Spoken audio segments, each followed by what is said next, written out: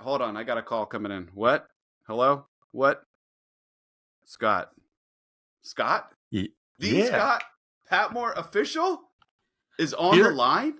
Yeah. You're on the line. Look at that. Look at this. You like that phone? Wow. That's It's a good some looking phone. Saved by the Bell there. It is. Oh, this is a nice looking phone. It probably weighs over a pound. It's probably 1.5 pounds, this thing. Oh, I'll put that away. Enough shenanigans. Scot Patmore joining us from beautiful. Where are you coming from? What town are we in?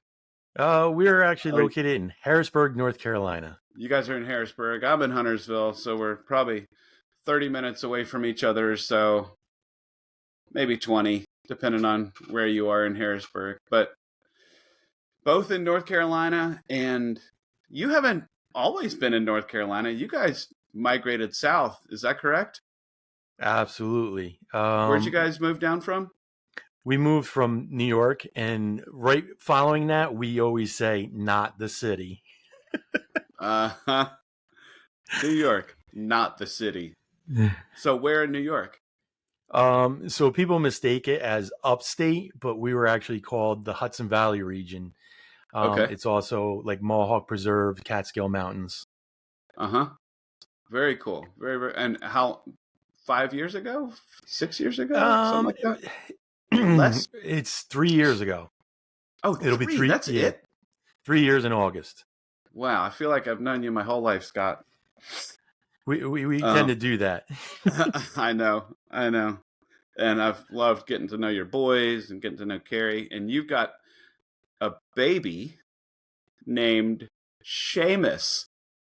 Yes. That's so awesome. Seamus Orion. Seamus.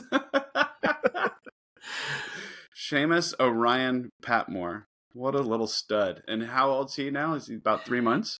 3 months, going on 4. Nailed it. All right. Yeah. Very, very cool. And Scott, what's a typical day look like for Scot Patmore? Like today, what was something that was absolutely ordinary in your life, and what was something that was a little out of the ordinary that you did, or something that happened today? So regular day is right now, because it's summertime. The 2 other teenage boys sleep in until about noon. And then we're up automatically once Seamus needs a feeding. Let's say like 5:30ish. Okay. And Brogan will trail behind like right around 6:30. And then I kind of get my day started. Always got to start with coffee and breakfast. Nice. And recently I start with physical therapy because I had rotator cuff surgery. Oh, gotcha. So I get out the door and do that. Gotcha. And then I get home. And then I spend quite a few hours doing a lot of classwork for my college work. And then very once cool. That happens, Carrie starts to like income to the day for she works from home as a counselor. And she does all basically the Zoom sessions. So it's cool. Great that she works from home. And once she goes in the office, I take care of Seamus. So we call it, we either get nap trapped. So nap trap is while you're holding him and he sucks the energy right out of you and you fall asleep with him. I don't know if it's nap trap or just getting old. So most of my day, like rest of it, will either spend with him feeding, making sure the boys do their chores, and nothing really out of the ordinary today. My out of the ordinary recently was I tore my whole interior of the truck apart to fix 4 little pieces in the dashboard. Oh my gosh. And why? Because they were rattling, or because something was actually wrong? So something was wrong. They call them blend door actuators. And because I know what those are. So it doesn't go clack, clack, clack, clack, clack. Yes. I had a Toyota 4Runner. Yep. I so had what the vehicle are you working on? 2010 Ford Expedition. Oh my gosh. And this is the second time. But Bro. this time I tore the whole dash out, the seats, and Carrie came. And she didn't even want to look at first, and I just stepped aside, and she kept she's like, I don't want to see over there, and I was like, take a look, and she looks in, and she literally looked like she was gonna pass out. Oh my gosh. So so some people get in over their head, and they're like, well, they put it all back together, and they're looking over, and there's 8 bolts still sitting on the floor of the vehicle. Are you pretty handy with that stuff, or do you just kind of wing it? Honestly, wing it. Okay. ever since I could remember being a young boy, we had games where, they had film strips and like different things, and I was a child that was like, I need to know what is. I'm that. I need to know what's in Stretch Armstrong. So you you cut them open. You cut them open. What is in there? What's in there? It's still like some weird gel. So along with that, invented that. Yeah, along with that, a lot of my toys, I'd take apart, and I'm that type. Like, I fix things, and I need to know what they make, like what make them work. Yeah, that's awesome. That's awesome. Just insatiable curiosity of how things work. That's very, very cool. Scott, we talked before the show about your moment, which is fascinating to me, and obviously a bit heavy. But let's capture life leading up. You said it was in 2010 that this happened? Yes. Around there? April 24th to the date. Okay.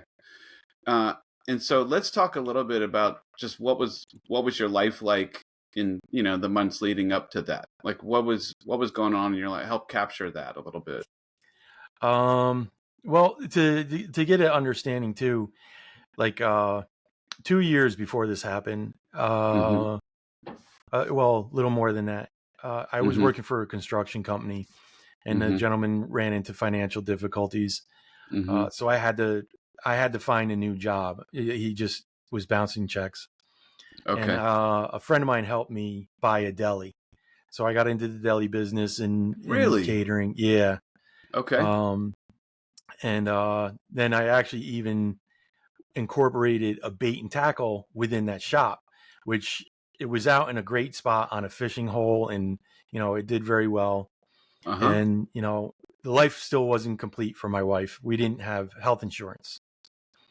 So during that time, a friend of mine came in from high school in a sheriff's uniform, and I was thinking to myself, I remember I even still have an application when I graduated high school in 1996 that I applied to the police department, that I always wanted to be a cop. Yeah. And I saw this gentleman, and I was just like, what do I do? And he's like, well, if anything, to become a full-time officer with all the benefits and everything, you got to do it before you're 35. I was 32. Oh, wow. Yeah, I was 32. Oh, wow. Yep. So if I was making a decision, I was making it quick. I logged into the first school I could find, didn't know anything about what's called the quote unquote accreditations. So I just started school to become a cop, and locked the doors to the deli and just left. Wow. Yeah, it was a scary situation for all of us. My wife, I had, let's see, 2 trucks and a 4-wheeler repossessed because I ran out of money. Things were getting hard, but at least I was able to receive financial aid. So I get into this police academy, but in the same time, I put in an application for a dispatcher with our local police department in New York. It was called the Town of Lloyd. And the gentleman that was the chief at the time also had a construction company, and like his kind of way of like weighing your like worth and work and your work ethic was to bring you on a construction job. So he brings me on a construction job. He sees the work I do, how hard I work. And he's like, yeah, I'd like to, get an interview for you for dispatcher. Okay. So I'm like, great. So things seem to roll along. I talk to him. He goes, all right, well, you want to become a cop. I want you to do at least a year of dispatching before I send you to any kind of academy. I was like, well, look, that's kind of cutting it close. I'm 32, turning 33. That means I'm going to be like 30. I'm like, I don't know. Right. So I talked to another cop and he's like, you know what? I know this other dispatcher, and she was talking about this college academy. So it was a college sponsored academy through SUNY Ulster. I says, well, what's that about? And they tell me everything. So they're like, the first meeting, you got to go up and just get the information. So I go in, I get this meeting. There's a whole bunch of people in there getting information. And, they just tell us basically by the time we're done with the academy, we'll become police officers. I'm like, great. It's through the college. I can pay through it with financial aid and everything. So I go through the process. And our first PT day, they tell us straight out, we will not run more than 3 miles, and we'll never run less than 0 degrees.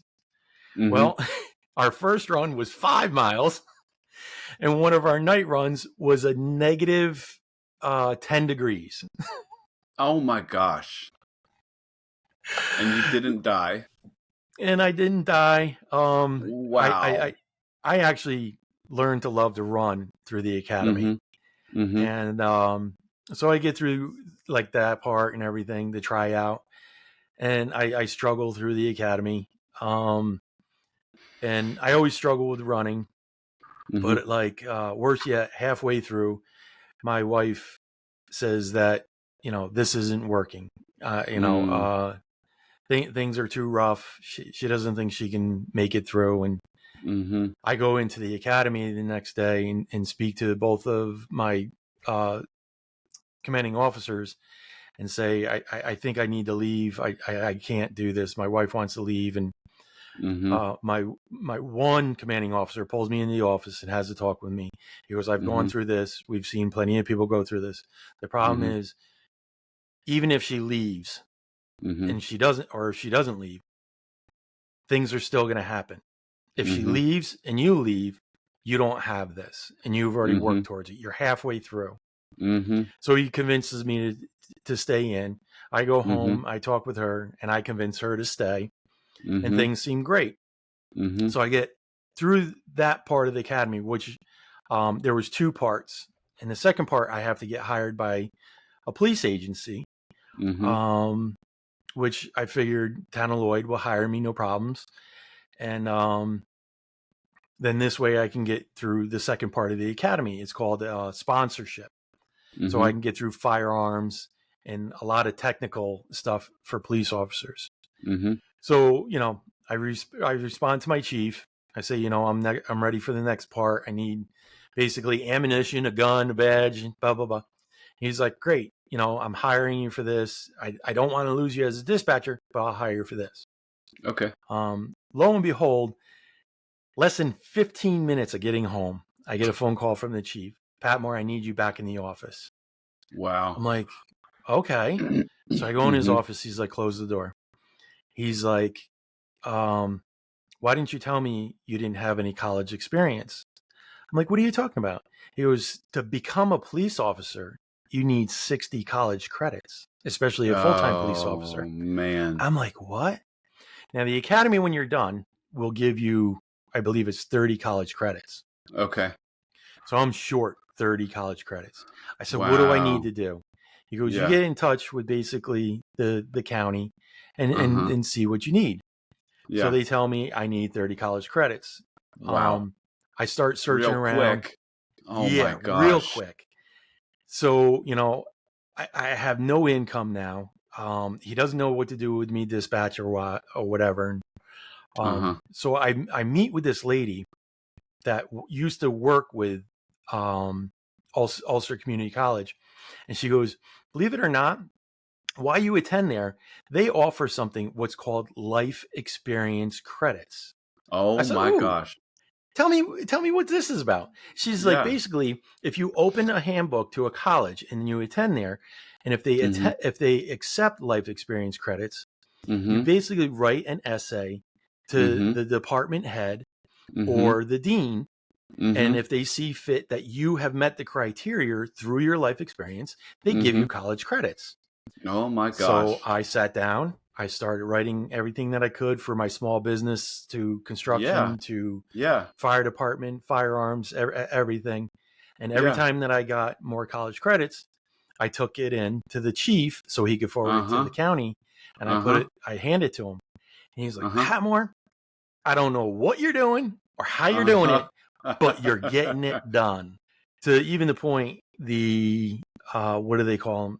Like a college successor, like the one that a college advisor, I should say, that was in charge of me for my degree.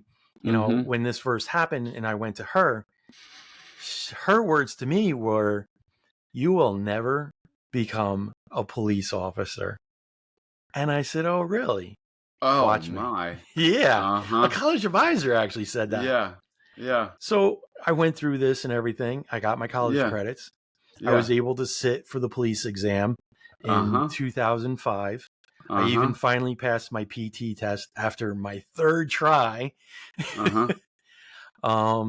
So I felt great. You know, every time I put my uniform on, I was reminded of what I accomplished and like how I got to where I was in my life. Right. That I was named for top arrests for 1 year and actually top DWI arrests. And everything seemed great. And let me pause real quick. Yep. Because you said that your marriage at the time was on the rocks. Yes. So now you're getting these accolades, and what's the status with your marriage at the time? So things seemed to take a better turn. We were getting along. Okay. But once I got into the police department, I made friends, and we don't make much money. And I know construction. So what I would do is on my side time, I would do construction. Oh, got it. So this came to the point of, you could never tell your friends no, but you always tell your family no. And it was that I was earning money and I thought I was doing the right thing. That, my wife was getting tired of the time that I was spending so much with the police department and the other people. Granted, not going to bars. I was working. Yeah. But you were working probably too gone much. 70, 80 hours a week or something. Yeah. Out of the house, huh? Yeah. And also taking, any kind of shift that I could. To the point that even when I switched from part-time to full-time, the chief was like, I don't want to lose you as a part-timer because you take all the shifts. That's funny. So, okay. So I thought, one day I was able to get off early, and I was just like, oh, you know what? Instead of doing something, I'm going to go home and I'm going to start a new way of saying no to the police department and saying no to some people. And, I do need to pay attention to my family. Yeah. So that day that I went home, I walked in the house, and unlike any other day, there was a feeling that came over me. The house was dark and it felt empty. Like it felt emotionally and just empty. And I came up to the upstairs, and there was a coffee table there, and I saw just a letter sitting on an empty coffee table. And I sat down to read the letter. And that was when my wife decided that she had enough. She left me. She took my son, and just said that she was going to go live with her parents until she could figure out what to do. And it broke me. How old was your son at the time? He was 10. Okay. and he was like even my boys now. He was daddy's boy. Yeah. He loved his dad. He wanted to do everything with dad. Yeah. And I was lost. Yeah. When she allowed me to see him and to see her, you know, it was the hardest thing in my life because I had to walk away from my son that night. Just to say that, you know, things are just the way they are right now. We don't know where they're going to be. So when I was awarded like visitation before we got into child custody, we were going to do a very easy divorce, which the divorce did go easy. Child custody did not. It got very ugly. That I know myself after looking back, I really did bad on my fatherly duties to that's my son Drew. That when the divorce happened, I decided to get into different relationships. Even as a police officer, in the 80s, we would call it getting into a relationship with the girl from the other side of the tracks. So like the bad girls. Yeah. But this was just this was just your medicine. This was you numbing the pain and just going for the thing that doesn't require very much effort, very much commitment or sacrifice, but something that is soothing the wound. Yeah, something. Sometimes that's drugs, and sometimes that's a cool car, and sometimes that's poker and gambling, and sometimes that's sex, and sometimes that's alcohol, and Well, I basically did the Molotov cocktail of prescription drugs, alcohol, and sex. And even to the point that one of the women that I was moving into my house so quickly had also kids. So I was like, I was right there. I was like, I'm going to do it right this time. And, you know, it was a good fit for us. Yeah. That even her friends and family used to say, wow, you actually met somebody that drinks as much as you. And I was like, so that must be cool.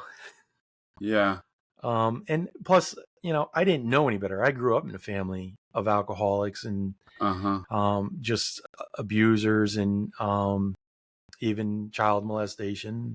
And alcohol was an escape. Yeah. To the point, even women, you know, I was with more than enough women, but still lonely.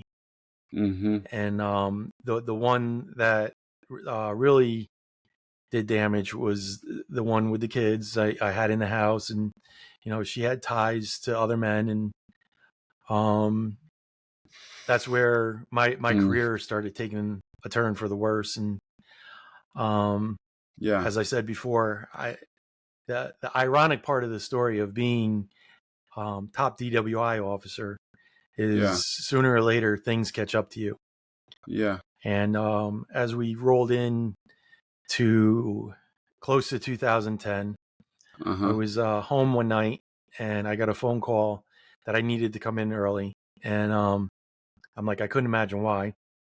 So as I came in, I hear a familiar voice yelling at not only my coworkers, but my supervisors, and using derogatory language and everything, and just talking down to them. And I turn the corner and it's my father. And he got hit for a DWI report. And my sergeant asked, he's like, so what do you want us to do? And granted, this is his fifth one. I was like, you do what you need to do. And he's like, nope, this is your father. You're going to take him home. You're going to take care of him. So as an alcoholic myself, I'm like, well, if my father can get away with me having a badge, this is my badge. And what do they usually do? They sweep it under the rug. So it enabled me to drink more. It gave Oh me my this gosh. untouchable mindset that nobody can touch me, because there's times that I was pulled over and had too much and got away until one night after a mad text session and phone calls with the girl that I was with, her ex-husband, her ex-boyfriend, ex-baby daddy, Oh my. drove me into a fit of rage that I got into a 2006 Ford F-250 extended cab and went faster than anybody could in a quarter mile and totally wrecked my vehicle. To the point that it rolled over. Nothing was left to the truck. I still have the photos of it. But the better off was that happened as opposed to me getting to the person that I wanted to get to. I figured that would answer all my problems. Yeah. I could show everybody. And right. I got to see the footage of the accident where every surrounding agency, including the agency that I was working for, showed up. That my sergeant had to say, do with him what you have to do. Because of the accident, I was taken to the hospital. I was read my rights, and I was put under arrest for driving while intoxicated. Of course, I couldn't do a breathalyzer test. I refused a blood test. So I went through a very long period, about 4 years of going to court for something that I knew I did wrong. But I figured I could still get off because I was top DWI guy. Oh my goodness. So I had my license and lost my license more times than most people in their life because of refusals in New York state systems and just a lot of different things. I sat down with the lawyer, which was the top DWI, of course, the top DWI lawyer that we had at the time. And he even said to me, he's like, Scott, take the case home. He goes, if there was anybody that I ever worried about having a case against, he goes, it's you. He goes, I knew to take a plea deal whenever one of your cases came across the table. You're lock solid. You know what to do. So I sat down with the case. I tore it apart. I made all the things that I needed to do in front of the judge.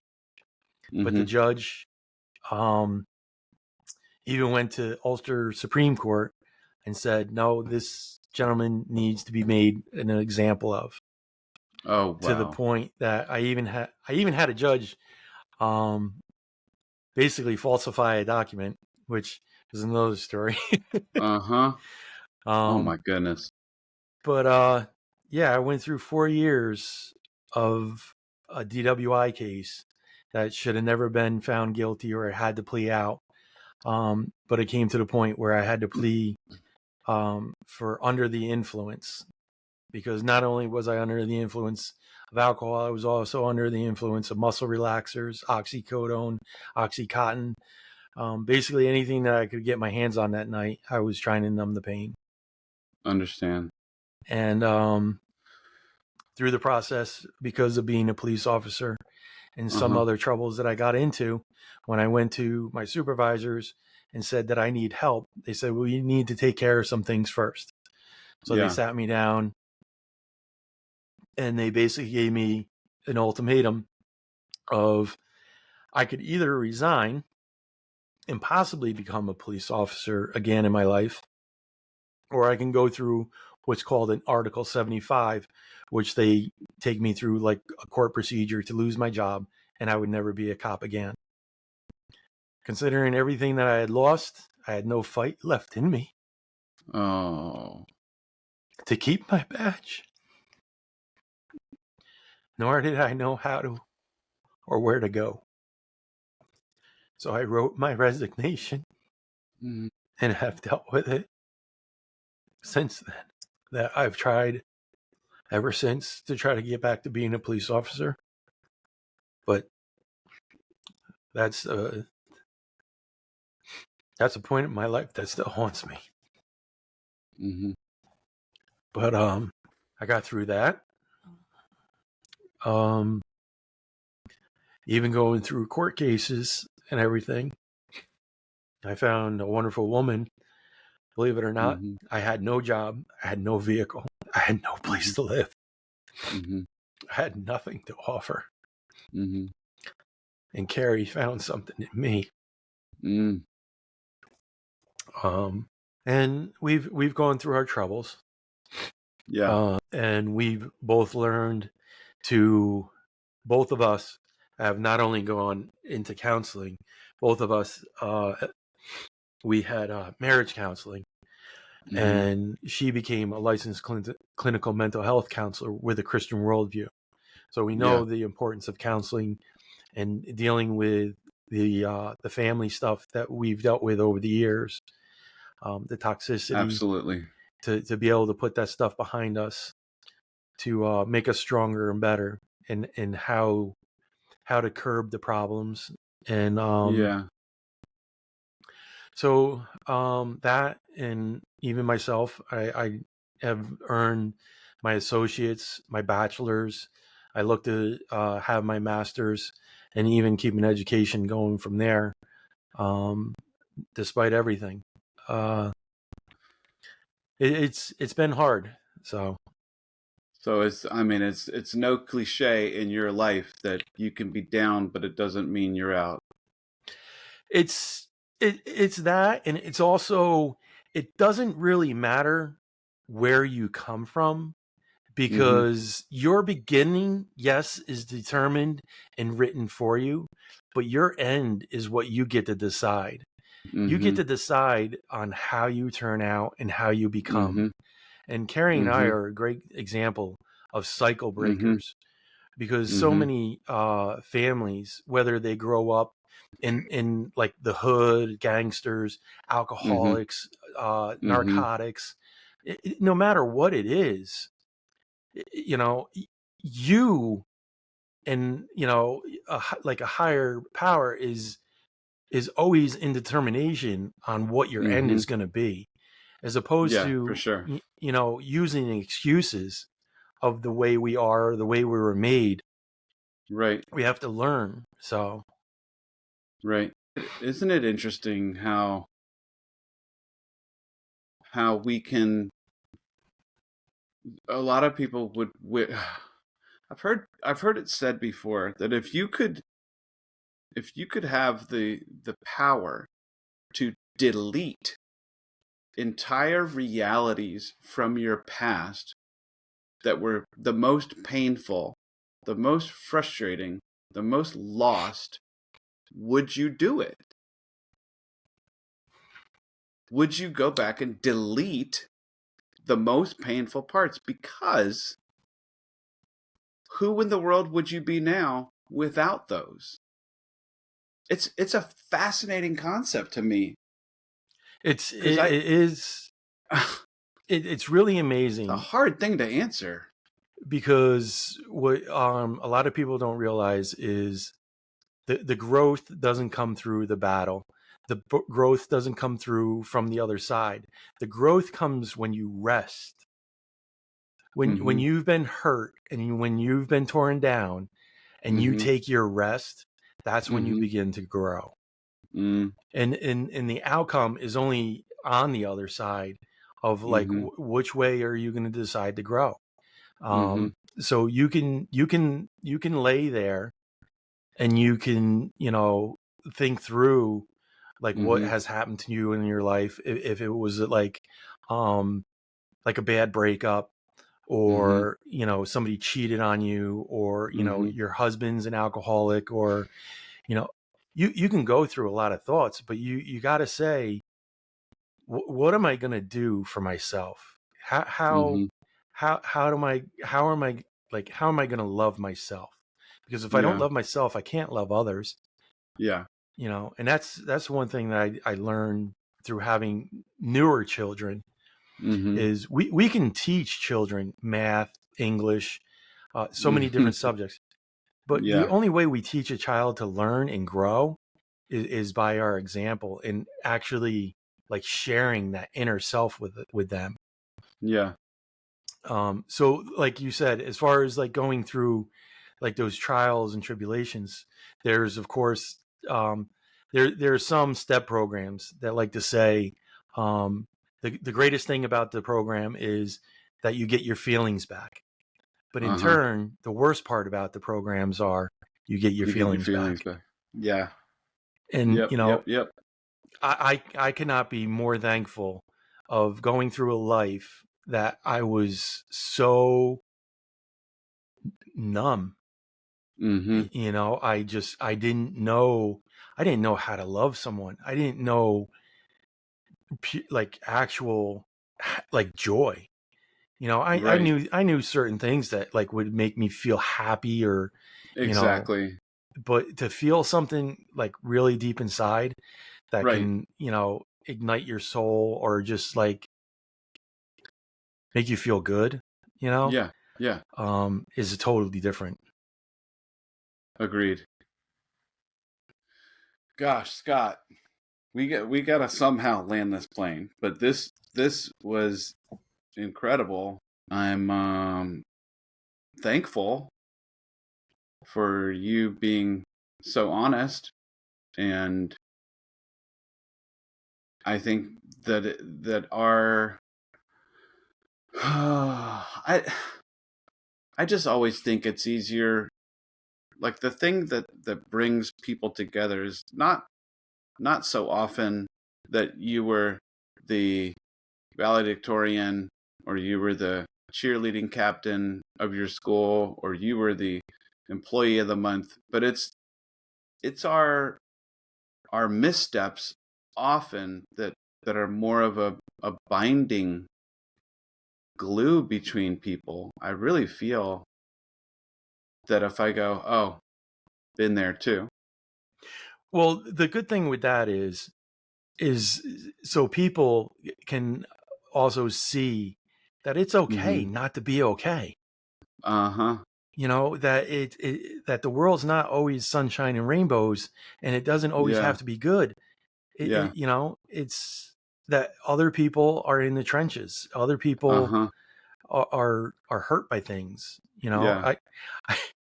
I actually I've told that story plenty of times along with a lot of my other ones, Uh-huh. and actually have some people respond, "Wow, man, I'm glad I don't have Scott's life." Yeah. And some people take that as a compliment, and some take it as an insult. But Yeah. if my story or stories can help Yeah. somebody, Of course. it's that Well, much more powerful. pain can either cripple you or it can empower you. It's all how you look at it, and it's all how you manage it, and it's whether you have a healthy therapeutic experience to process it. Viktor Frankl talks about logotherapy, which is finding purpose and meaning, like therapy by finding meaning with what we've gone through. And this guy was in a concentration camp during the Holocaust. So obviously he had to find his meaning through that. But that is the secret sauce right there, is finding the meaning and the purpose for the pain. And especially when you can wake up and not just keep repeating history is the best. And breaking cycles is so empowering for others to hear that it's possible. Scott, we could honestly, we've got to land the plane. This is probably the longest episode I've recorded, and I'm not sad about that, and I'm not mad about that. But let's just go get coffee because I want to talk more outside of the recording. But Scott, this has been such a special time for me, and I'm so glad to call you a friend. I'm glad that not only can we talk about G.I. Joes and Star Wars toys, but we can talk about the real stuff too, raising kids and trying to be good husbands and good dads and just good members of our community, Absolutely. As you were saying before, is most people have not had the chance to process many things in their life. And unfortunately, the world that we have now is so fast paced that we don't even process the good things and how harmful that even becomes. Yeah. So it's just so true. And I'm glad that now I'm at a point in my life that I can help people with that. Whether it's through my counseling or even chaplaining, like first responders. That's why even like at Lake Forest, I'll fill in wherever I'm needed. So I love it. Scott, it's a joy and an honor to call you a friend. And I'm going to go have my dinner because the wife's got it waiting downstairs on the stove for me. She probably ate an hour ago. Wonderful. But you do what you got to do to record the podcast with your friends. So I really appreciate you being on. Maybe we'll do it again one day and talk about some more stories. I absolutely look forward to it, Mike. It's been a great honor. Yeah. All right, Scott, have a great night, and I'll talk to you real soon, okay? All right, take care. All right, take care.